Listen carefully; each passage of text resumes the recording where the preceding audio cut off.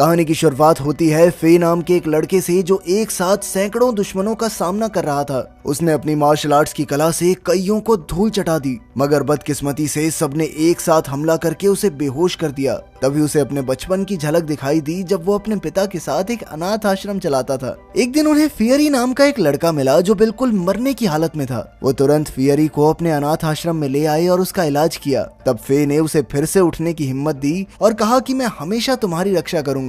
इसके कुछ सालों बाद देश का काफी मुश्किल दौर शुरू हो गया। जगह जगह क्रांति, युद्ध, गरीबी और दुश्मनों के हमलों की वजह से आम लोगों का बहुत बुरा हाल था। व्यापारियों के लालच के कारण सैकड़ों मजदूर समुद्र में मारे जाते थे। इसके बाद हम हांगपू नाम की जगह को देखते हैं जहां ब्लैक टाइगर और नॉर्थ सी नाम की गैंग्स का बोलबाला था। वहां के सट्टेबाजी, नशे और कोठों के व्यापार पर ब्लैक टाइगर गैंग का कब्जा था। इन व्यापारों को संभालने का काम मास्टर लुई के 3 बेटों के पास था, जिनका नाम था नॉर्थ ईविल, ब्लैक क्रो और ओल्ड स्नेक। फिर मास्टर लुई ने नए सिपाहियों को भर्ती कर लिया और कहा कि उनमें से एक को वो गोद लेकर अपना चौथा बेटा बनाएगा। इन सिपाहियों में से एक फे भी था। जब वो सब मास्टर लुई से मिले तो उसने सबके सामने एक गद्दार आदमी को बेरहमी से मार डाला। इससे वहां मौजूद सभी लड़के हैरान रह गए, पर फे के चेहरे पर एक शिकन तक नहीं आई। इसके बाद उन सबको एक कप दिया गया और फिर मास्टर उसमें उबलता हुआ पानी डालने लगा। इतने गर्म पानी को कोई सिपाही सहन नहीं कर पाया, मगर फे ने उंगलियां लाल होने के बावजूद भी कप पकड़े रखा।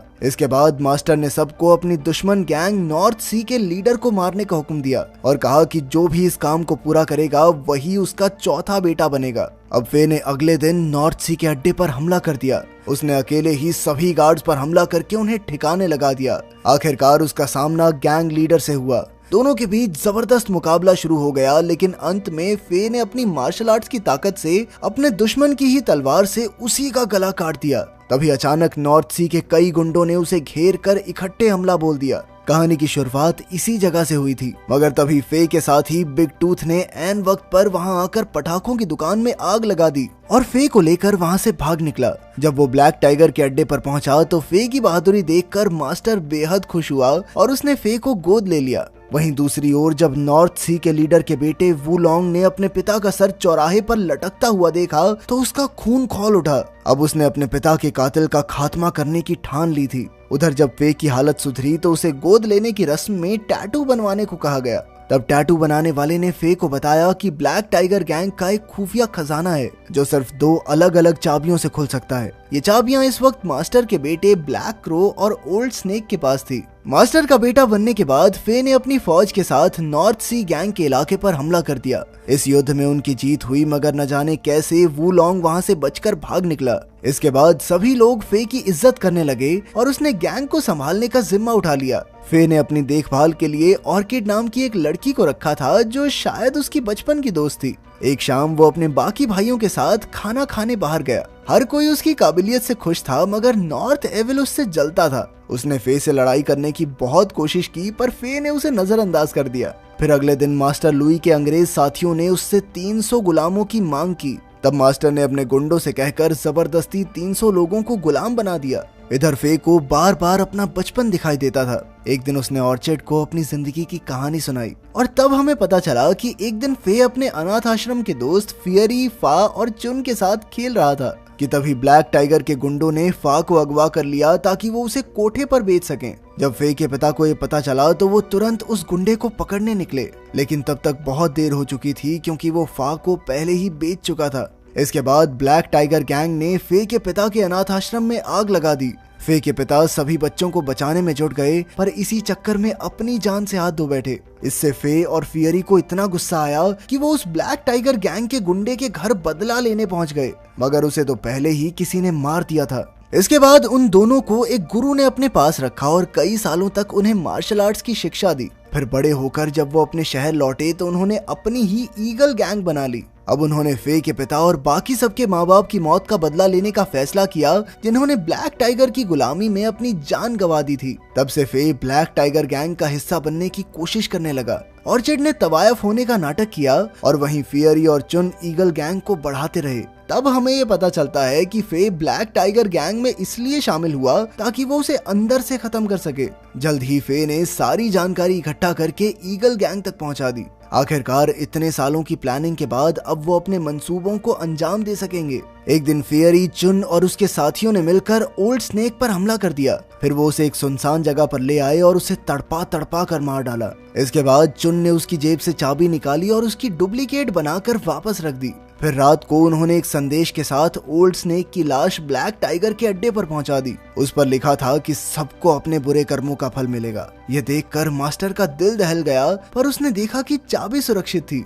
फिर उसने ये चाबी नॉर्थ एविल को संभालने के लिए दी। वहीं दूसरी ओर फे मछली पकड़ने के बहाने फियरी से मिलने आया और उससे डुप्लीकेट चाबी लेकर अगले प्लान की तैयारी करने लगा। फिर शाम को फे ब्लैक क्रो के अड्डे पर सट्टा लगाने पहुंच गया। वो सट्टा लगाता और जानबूझकर हर बार हार जाता। अब उसके पैसे खत्म हो गए तो वो ब्लैक क्रो से 3000 सिक्के उधार लेने गया, मगर ब्लैक क्रो ने पैसा देने से साफ इनकार कर दिया। तब फे ने उसके सामने वो डुप्लीकेट चाबी रख दी तो ब्लैक क्रो ने उससे पूछा कि ये तुम्हारे पास कहां से आई। फे ने कहा कि ये उसे नॉर्थ इविल के पास मिली। उसने कहा कि नॉर्थ इविल तो मास्टर के असली चाबी देने से पहले ही डुप्लीकेट चाबी बना चुका था, मगर ब्लैक क्रो को उस पर यकीन नहीं हुआ। इसीलिए वो फे को लेकर शहर के एक सुनसान कोने में आ गया जहां ब्लैक टाइगर का खुफिया खजाना मौजूद था। जब डुप्लीकेट चाबी से खजाना खुल गया तो ब्लैक क्रो का शक यकीन में बदल गया। इसके बाद फे मछली पकड़ने के बहाने दोबारा फियरी से मिला और उसे खुफिया खजाने का पता बताया। अब वो अपने अगले प्लान की तैयारी में जुट गए। अगली सुबह चुन कपड़े धोने वाली का भेष बनाकर फे के घर पहुंच गई। वो यहाँ पर उसे अगले प्लान की तारीख की खबर देने आई थी। खैर उस रात मास्टर ने फे को अपनी तलवारों का कमरा दिखाया, पर तभी अचानक उनके दुश्मन वुलोंग ने उन पर हमला कर दिया। जल्द ही दोनों गैंग्स में जबरदस्त जंग शुरू हो गई। फे ने वुलोंग का मुकाबला किया और मास्टर लुई ने गुंडों को संभाला। फे और वुलोंग दोनों कमाल के तलवारबाज थे, पर अंत में फे उस पर भारी पड़ गया और उसने वुलोंग के सीने पर तलवार रख दी। फे उसे मारना नहीं चाहता था, पर अचानक मास्टर ने पीछे से तलवार को धक्का दे दिया, जिससे वुलोंग की मौके पर ही मौत हो गई। वहीं दूसरी ओर ईगल गैंग ने नशे की दुकानों में आग लगाकर अपना काम शुरू कर दिया। फिर उन्होंने खुफिया खजाने के पास पहुंचकर गार्ड्स को भी मात दे दी। इसके बाद चुन और उसके साथ ही अपने दुश्मन ब्लैक क्रो को धोखे से एक सुनसान जगह पर ले आए। उधर फियरी अकेले ही ब्लैक टाइगर के गुंडों का सफाया करने लगा। जल्द ही मास्टर को दुकानों में आग लगाने की खबर मिली तो उसने फे को वहां भेजा, लेकिन वहां जाने की बजाय फे उस जगह पहुंचा जहां चुन ने ब्लैक क्रो को बंदी बना रखा था। अब उन्होंने बिना समय गवाए उसे जान से मार डाला और उसे मारा भी कुछ इस तरह कि सबको लगे कि ये खून नॉर्थ इविल ने किया है। मगर दूसरी ओर बदकिस्मती से फियरी को गुंडों ने चारों ओर से घेर लिया और वो पकड़ा गया। बाद में जब फे अड्डे पर पहुंचा तो उसने अपने जिगरी दोस्त को तड़पते हुए देखा। मास्टर ने फियरी से उसके साथियों का पता पूछा तो उसने कहा कि वो खजाना लूटने गए हैं। अब मास्टर घबराकर सीधा खजाने के पास पहुंचा, मगर वहां तो सारा माल लुट चुका था। ईगल गैंग ने सारे ताले तोड़कर खजाना गरीबों में बांट दिया था। तब मास्टर को शक हुआ कि जरूर उसकी गैंग में से किसी ने तो गद्दारी की है। वहीं दूसरी ओर फे ने अपने दोस्त से आखिरी बार बात की।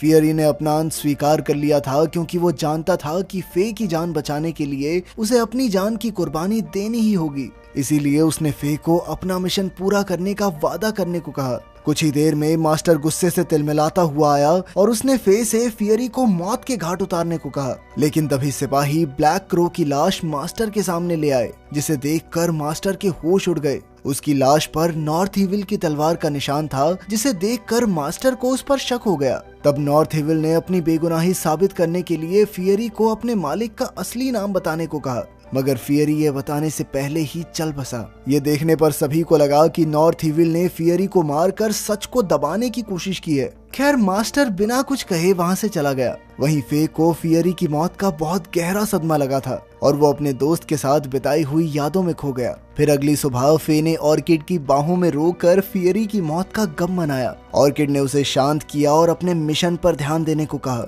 ऑर्किड ने बताया कि उसके दिमाग में एक प्लान है, मगर वो प्लान है क्या उसने फे को बताया नहीं। फिर रात को ऑर्किड अपनी एक सहेली के साथ नॉर्थ इविल के पास गई। नॉर्थ इविल मालिश करवा रहा था तो ऑर्किड ने उसे कहा कि वो उसे फे का राज बताना चाहती है। ऑर्किड ने खुलासा किया कि फे ने ही खजाने पर हमला किया था और वही ब्लैक क्रो और ओल्ड स्नेक का कातिल है। फिर उसने बताया कि मेरा असली नाम फा है और मुझे बचपन में ब्लैक टाइगर के गुंडों ने कोठे पर बेच दिया था। ये कहकर उसने नॉर्थ इविल का विश्वास जीत लिया और उसके करीब आने लगी। तभी अचानक उसने अपने बालों की सुई निकालकर उस पर हमला कर दिया, मगर नॉर्थ इविल भी इतनी जल्दी झांसे में आने वाला नहीं था। उसने फा का गला दबाया और उसे पानी में डुबोकर बड़ी बेरहमी से मार डाला। इसके बाद वो उसकी सहेली की ओर बढ़ा, जो कोई और नहीं बल्कि चुन थी। चुन ने अपना चाकू निकाला और एक ही झटके में नॉर्थ इविल को मार गिराया। अगली सुबह फे और चुन ने अपनी ईगल गैंग के साथ फियरी और ऑर्चिड को दफन करके श्रद्धांजलि दी। इसके बाद फे ने ऐलान किया कि अब असली जंग छेड़ने का समय आ चुका है। उसने शहर के आम लोगों के बीच पर्चे बांटकर उन्हें ब्लैक टाइगर के खिलाफ आवाज उठाने को कहा। साथ ही फे ने आम लोगों को मार्शल आर्ट्स की ट्रेनिंग देनी शुरू कर दी ताकि वो गुंडों का सामना कर सकें। साथ ही उन्होंने उन 300 गुलामों को भी रिहा किया जिन्हें गुंडे बेचने वाले थे। अब पूरा शहर फे के साथ था और वो सब मिलकर एक साथ ब्लैक टाइगर के अड्डे पर हमला करने आ पहुंचे। फे खून खराबा नहीं चाहता था, इसीलिए उसने मास्टर लुई को अकेले मुकाबले के लिए ललकारा। मास्टर राजी हो गया और फिर फे ने बिल्डिंग में जाकर चारों ओर आग लगा दी। इसके बाद आग के बीच ही उन दोनों में जबरदस्त लड़ाई शुरू हो गई। वो दोनों युद्ध कला में माहिर एक से बढ़कर एक थे, पर जब आग ज्यादा बढ़ गई तो उन्हें फट्टों पर लड़ना पड़ा। फिर मौका देखकर फे ने मास्टर पर धुआंधार वार करके उसे फट्टों से गिरा दिया, पर तभी अचानक उसने लुई का हाथ पकड़ लिया। मगर मास्टर को ये हारी हुई जिंदगी कबूल नहीं थी और आखिर में आग में गिरकर उसकी मौत हो गई। आखिरकार हांगपू शहर गुलामी से आजाद हो गया और फे की गैंग ने सबको उनके हक का काम और पैसा दिया। अंत में फे ने एक नया मार्शल आर्ट स्कूल खोला और यहीं से हांगपू शहर में शांति और खुशी की शुरुआत हुई। अगर वीडियो पसंद आई तो लाइक कर देना, चैनल को सब्सक्राइब कर देना। मिलते हैं अगली वीडियो में।